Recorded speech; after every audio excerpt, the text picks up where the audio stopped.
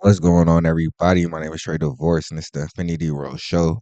I hope everybody out there is feeling good and feeling blessed. I'm feeling good. I'm feeling blessed, man. Today we got a great show. Today we got an excellent show, man. Today we're going to be talking about white lies, religious brainwash. A white man warns his own, man. I watched a couple of seconds of this video, man, but I really can't wait to see what this man got to say. So without further ado, let's get to it. All right, before we start, make sure y'all like, share, and subscribe, man. Without further ado, let's get to it. Let's go. Absurd. There's God right in the clouds, Santa in the sky, white dude, all the biblical characters in the Bible, children's books, white people, even though they were in a part of the world where there are no white people, right? So even though we don't have that in our home, my child has nonetheless already at the age of 7 somehow internalized the idea that the creation source of the universe, whether taken in religious terms or humanistic and more naturalistic terms, is somehow closer to her than to Morgan Freeman. And if my daughter has internalized that, what do you think black and brown children internalize when they see the same imagery? And they see those images. They see them in the stained glass of our churches. You see them in the Christmas cards that get sent around every holiday season where baby Jesus is in the manger in what apparently is Bethlehem, Pennsylvania, rather than the other Bethlehem. Right? Lily white Jesus, which makes no sense anthropologically, biologically, historically, makes no sense at all. But our children see those images and it can affect them. Now, if you were to try to break into my... It makes zero sense. And that also goes to the point when people be like, well, why does it matter what color God is? Why does it matter this? If it didn't matter, how come they just didn't keep him black? If it didn't matter, how come they just didn't keep him black? If it didn't matter, how come they just didn't make the angels black? Why they have to make everybody white if it don't matter? If you like he said, if you go read a children's book, a children's Bible book, I swear to you, all the characters is white. Every single last one of them characters is white. That's crazy. And it's also, I want to go to this other video because he said something real important. He said this affects the kids. We may think it don't affect the kids, but this really affects our kids. And they really start to see that. They really start to think that your white may be better at a young age. Oh, Jesus is white. God is white. The angels is white. The police is white. The teachers is white. I can see why a black person, why a little black kid will start to think that white is like the dominant perfect thing. Like they want to be white. I can see how that could mess a black child mind up. I got a video right here. If y'all remember the doll experiment, if you've never seen the doll experiment, it's about to blow your mind. Let's get to it. Which doll is the black doll? And which one is the white doll? That one. Which doll is the pretty doll? Which doll is the nice doll? Which doll is the bad doll? Which doll is the nice doll? And which doll is the bad doll? And why is that doll pretty? Because she's white and he has 2 eyes. Which doll is the ugly doll? Why is that doll ugly? Because he's black. Which doll looks most like you? Like me. Yeah, which one looks like you? And that one. Okay. That doll. I can't, bro. I was about to turn that off, bro. That was hurting my heart.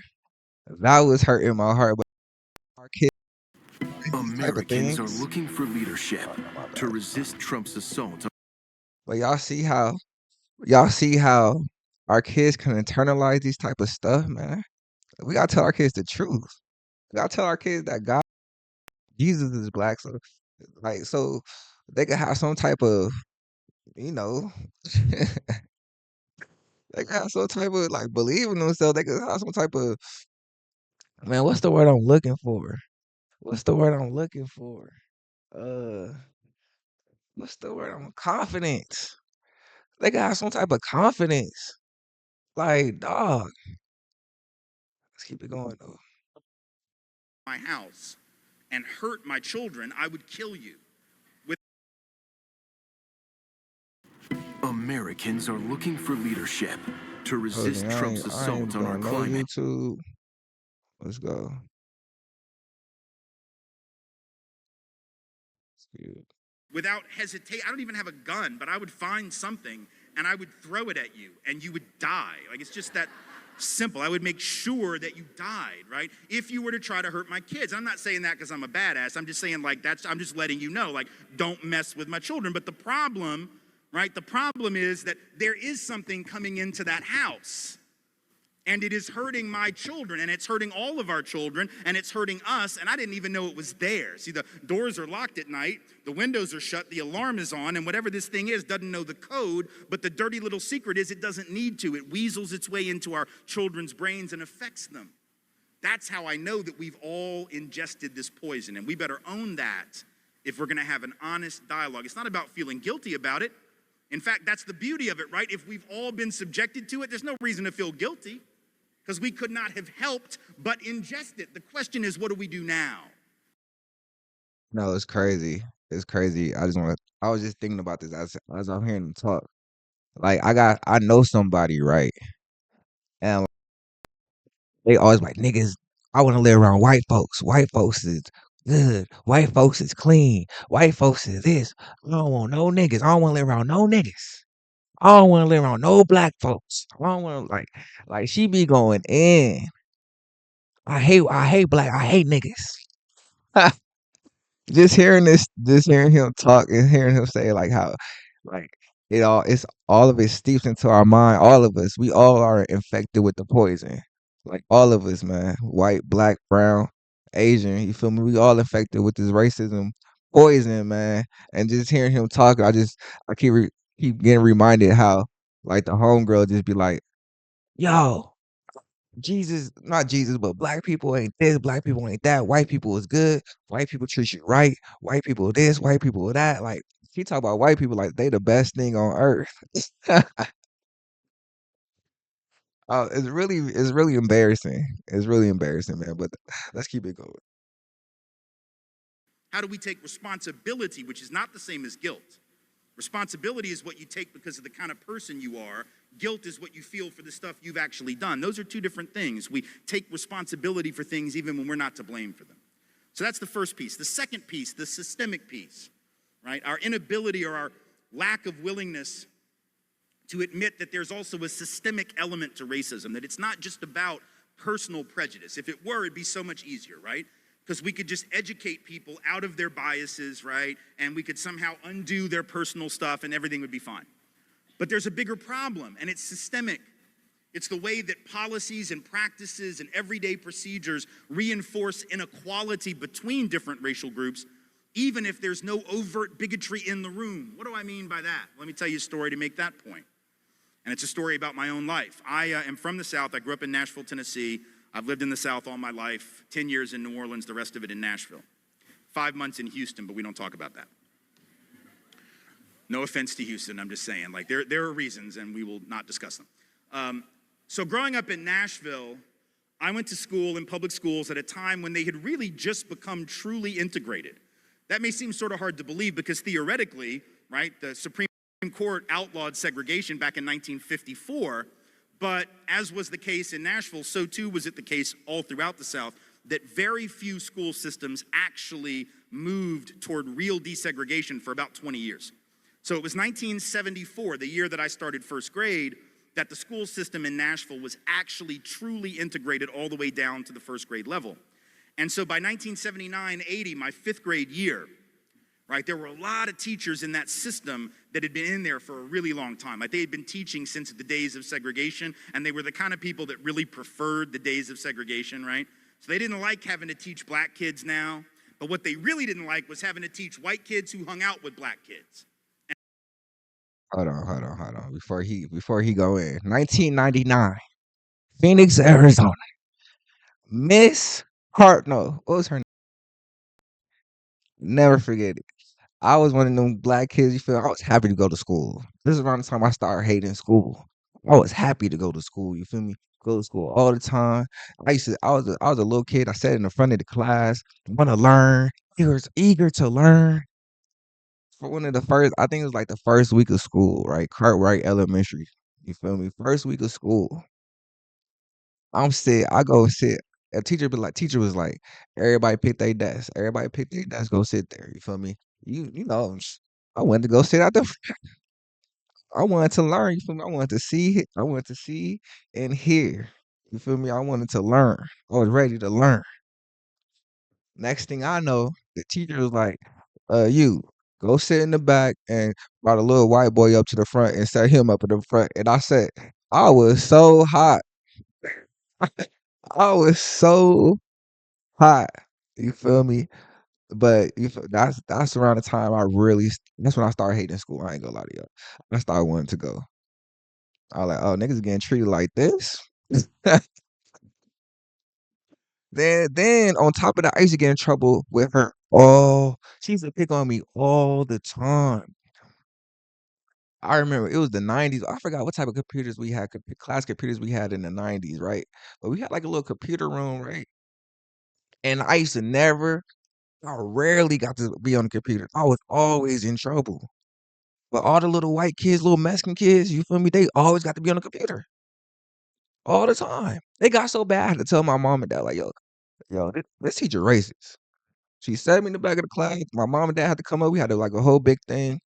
And then they had to move me classes. But that's crazy, yo. Like, that's crazy, man. And that was me. See, I told you before, most of the time when we say we have black friends, we're lying. In my She was an older white lady. She was a teacher for a long time. This was the 90s. So she was a teacher that was teaching in in the probably the 80s and 70s and stuff like that. Like she was an old white teacher, you feel me? So she was probably teaching the 80s and 70s around the time they was doing the busing the black kids to the white schools. Busing the black kids to the white schools. So she was teaching around that time. So I get what he's saying. Like them teachers still feel that way. That's why Miss Wilson treated me like that. It's a shame. my case, I pretty much didn't have anything but black friends for the first several years of school because I went to preschool at a historically black college when I was 3 years old.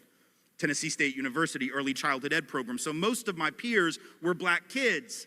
So when I got into public school, that's who I was hanging out with. That's who I played ball with. That's who I played on the playground with. That's who I sat in the cafeteria with. And there were teachers who not only didn't like the black kids, but really didn't like me, particularly because of my affinities, both culturally, linguistically, and artistically with black folks. These are the early days of hip hop, and I was that kid. Like, I was the white kid that hung out when we would have like rap battles, and I'm not gonna do that shit now because it would be tragic. But in those days, like 79, 80, you could be really bad at that in Nashville and you were still the best on the block, right? Because it was Nashville, it wasn't Brooklyn, it wasn't the Bronx, right? So the teachers really had a problem with who I hung out with and the music that I listened to and who my friends were. And there was one particular teacher, Mrs. Crownover, who was most offended by it. And so one day I get a report card, I have a D- in a reading class, which was what she taught, right? And my mom freaked out because reading was like the one thing I could do, right? If it was a math class, she would have totally not even blinked. She'd have been like, well, at least you didn't fail, you know? If you've never cashed a Man, you too in $42,166 these paycheck, commercials, man. I then swear. I've got Good for you. You got it up from the F last time, you know? But in this particular case, I've been reading since I was like 2.5, right? So she sort of freaks out. She schedules a parent-teacher conference. She goes to talk to Miss Crownover. And within about 30, 45 seconds, she realizes that grade had nothing to do with my actual effort, let alone my attitude, let alone my ability to read. It had to do with my social circle because Miss Crownover looks at my mom within the first minute of the meeting and says, any white parent that would send their kids to public school in this day and age, meaning an integrated day and age, obviously isn't fit to be a parent. They've lost their mind. This, by the way, is not what you want to say to my mother. Damn, that's crazy. So within a day or two, she organized with some other parents, and within 2 or 3 or 4 days, she had very directly and unceremoniously made sure that Mrs. Crownover was relieved of her income and her professional duties from there on out. She was forced into early retirement, as she should have been. So good for my mom. On the one hand, that's great. We got rid of the bigot. But remember, I told you it wasn't about individual bigots. It was about systems. And so here's the problem.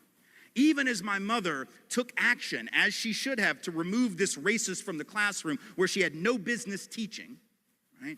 But the problem was that after Miss Crownover was gone, I went back into a school system that every day, in a very subtle but pernicious way, was sending the same kind of message that Mrs. Crownover was trying to send, which is white students are better, black students are lesser, and they shouldn't be together. How was the system sending that message? Very easy.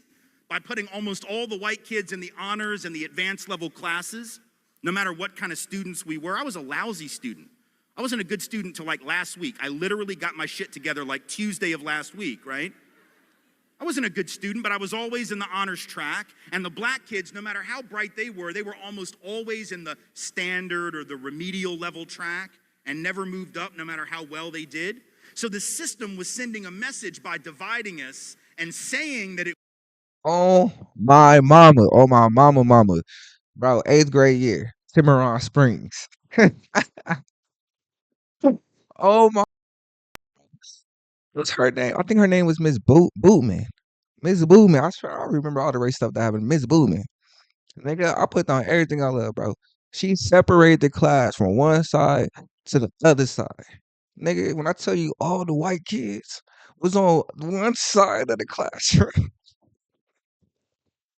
and that was the smart side. She said those are kids. She was saying that she said those the kids that got to work. You feel me? They understand they smart. You feel me? That's the so called the advanced side. And then on my side, it was me. It was me. Shoot, it felt like it was just me. Oh my mama, it felt like it was just me and a couple of Mexicans.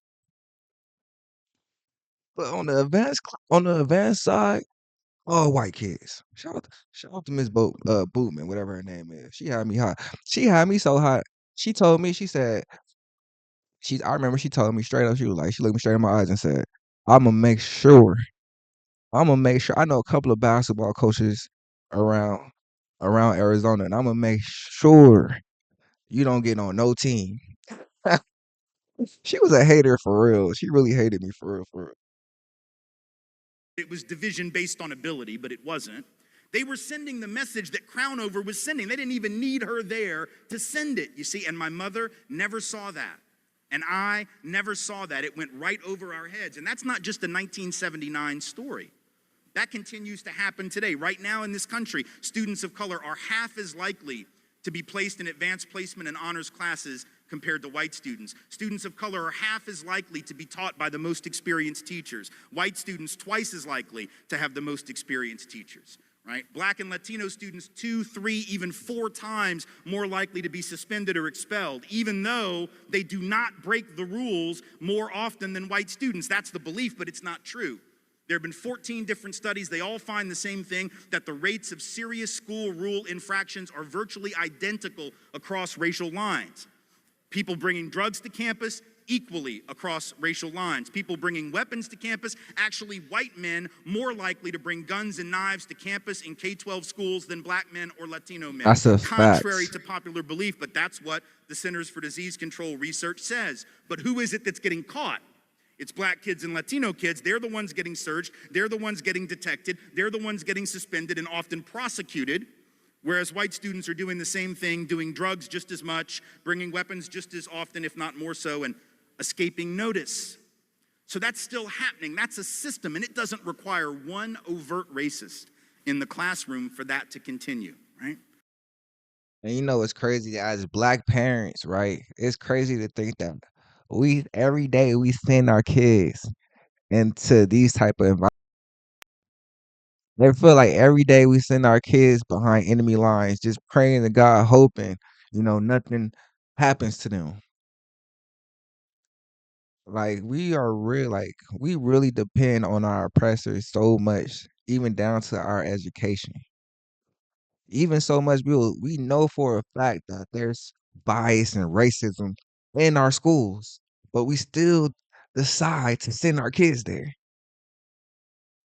We know for a fact there's a bunch of white teachers, like as this man is so kindly breaking down.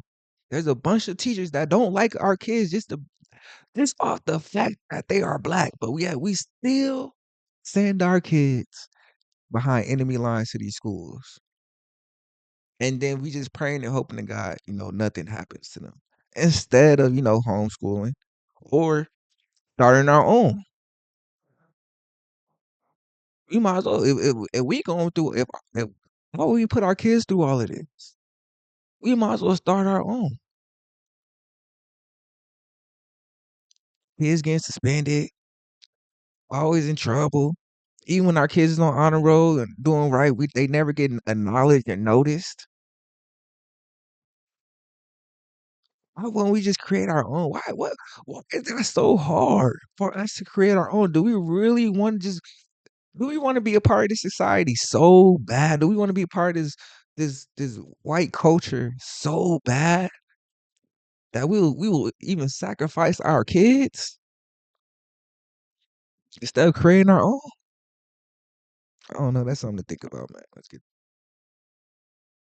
So that becomes a problem. We have to do more than just look at the individual. We have to look at the way that structures operate, sometimes without us even realizing it's happening. Because if we don't do that, we can get rid of every individual bigoted cop or every individual bigoted teacher or any individual bigoted employer. We can sue them, I guess, in court, and maybe people can even win those lawsuits. But what does that really change unless we take aim at those institutional policies that keep recreating inequality? The third piece. Struggling to get started on your book? Meet Squibbler. Y'all about these commercials, man. But that's why people say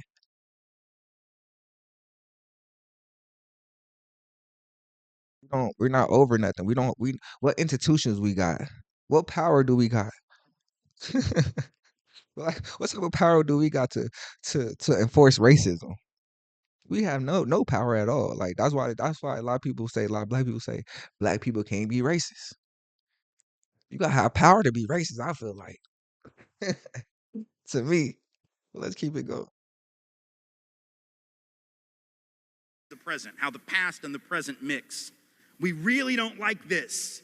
We really don't want to talk about this. And when I say we, I mean those of us called white especially. There are people of color who don't necessarily always want to engage it either, but especially those of us called white. We'll say things like this when people of color bring up racism. We'll say, well, why can't you just get over it? All of that slavery stuff was a long time ago. In fact, Louis C.K. has this really funny bit, right, where he jokes about how white people have just moved the date of slavery further and further and further back. Like it used to be, slavery was 100 years ago, because it was. And then it was, slavery was 125 years ago, because it was. And now it should be, slavery was 150 years ago, but we'll actually say things like, that was hundreds and hundreds, that was like 1,000 years ago, where we've not had slavery for 500 years. When in fact it's very much within the lifetime of people in this room's great-great-grandparents, even sometimes great-grandparents. And in fact, de facto slavery extended well past the Emancipation Proclamation. There were people of color being sent back into virtual enslavement all throughout the first 30 years of the 20th century, being made to work in the mines in places like Birmingham, coal mines there and elsewhere, going back to the very plantations from which their grandparents and great-grandparents had been emancipated as sharecroppers, as tenant labor, tenant farmers, right? So in fact, slavery isn't that long ago. Segregation certainly isn't that long ago. But here's the point. We don't want to talk about it. And this is really funny that we want to tell black and brown folks to get over the past, because frankly, those of us who are white, we love the past. Absolutely flippin' love the past. How do I know that? Because some of us clearly want to go back to it. How do I know that? Because the Tea Party was a thing. And during that period when the Tea Party was a thing, you had a bunch of white folks go into rallies dressed in Revolutionary War costumes, carrying muskets and wearing powdered wigs. Okay, here's the thing. If you dress up in a Revolutionary War costume with a musket and a powdered wig, calling yourself the Tea Party, which I think is a really old-ass reference, you were in no position to lecture black people about getting over the past. That's all, right? Because by definition, you're still rocking like 1774. You got me? Right? But even now, right, we say things like, what is July 4th? Other than a reference to the past. Like, why do we still celebrate that? Independence Day, we broke away from the British a long ass time ago. That didn't happen last Friday.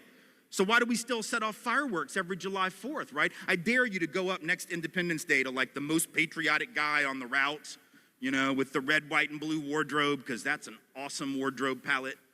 And like a big I Heart the USA button on his hat, like flying a flag, blaring Lee Greenwood from the back of a pickup truck. I dare you to go up to that guy, tap him on the shoulder and say, yeah, this is all really nice. This is great. But when are you going to get over it? Hope you have running shoes on, because he's going to chase you. Although he'll probably have had enough, you know, slices of mom's apple pie that he won't be able to catch you. But my point being, we love the past as long as it makes us feel good about ourselves, right? When a current presidential candidate says he wants to make America great again, it's a reference to the past, right? It's a reference that says we want to go back to when things were great, but only great for certain people, because the time that's being remembered so fondly wasn't so great for everyone, right? So we love the past as long as it venerates us. I think that's crazy. I think that's crazy. You know what? You know what? I think that's crazy that some white folks want to go back to slavery when they was just super on power. You feel me? They live off power. So I understand why they would want to go back. You feel me? I understand why they want to go back, but we ain't going back. You got me effed up. You think I'm about to be a slave? You might as well kill me. I ain't gonna hold you. But they want to go back to that time so bad. They want to go to that time so bad where they was just on top, on top. Even the average white man was on top. They want to get back to that. Cause at least in those times, at least the average white man, at least he had his whiteness over you. That's how they was thinking. Yeah, you probably that black man probably had land, house, you feel me, a good family, a job. You feel me? It's black people that was doing it up back then. You know, and that other white person, that poor white man, you feel me, on the farm didn't have nothing to show for, but he got his whiteness. He could that white man could easily go to that rich black man on the other side of town, kill him, get away with it, take his land, take his house, you feel me? And then start out his whole line, then get that land to his son, then his son get that land to his son, then his son get his land to that daughter, then that daughter. But they got that land by stealing it from the black man. I feel like I'm going on a tangent right now. Let's finish this video up, man. Let's go. We just don't want to deal with the ugly, but that's not how history works. You got to deal with the good and the bad and everything in between, right? And we know that, don't we? Like on a personal level, we know, like, put aside politics and race, just like you as individuals, right? We all come from families that are jacked up in one way or another, right? We all have dysfunction. We all have really messed up stuff in our families, some of which we talk about, a lot of which we never talk about, right? And the fact is, if you ever want, just as an individual, to move past your past, you have to confront it. Whether that's on a therapist's couch or whether that's with friends or a lover or a spouse or a partner, whatever it is, you've got to be willing to confront where you come from in order to get to the next place that's better. But we don't want to do that. We don't do that as individuals, and it eats us up. And we don't do that as a country, but we have to do that because the past affects the present. Inertia isn't just a property of the physical universe. It's also a property of the political and the economic universe. And here's how I know it's so important. Again, a story involving my own children about why it's so important that we know our history and are able to articulate that and the dangers of not knowing it. So, as it turns out, our daughters are both dancers. And one of the great Man, I wanted to hear that last story, but we're gonna finish it right there, man. Make sure y'all like, share, subscribe. Appreciate everybody that's tuned for real. And yeah, I'm glad it's a white man out here that's telling the truth. And standing on business and really talking to his people, you feel me? And really telling his people, like telling them about themselves for real, for real. We need more people like him. But I appreciate everybody tuned in, man. Make sure y'all like, share, subscribe, and I'll see y'all later. Peace out.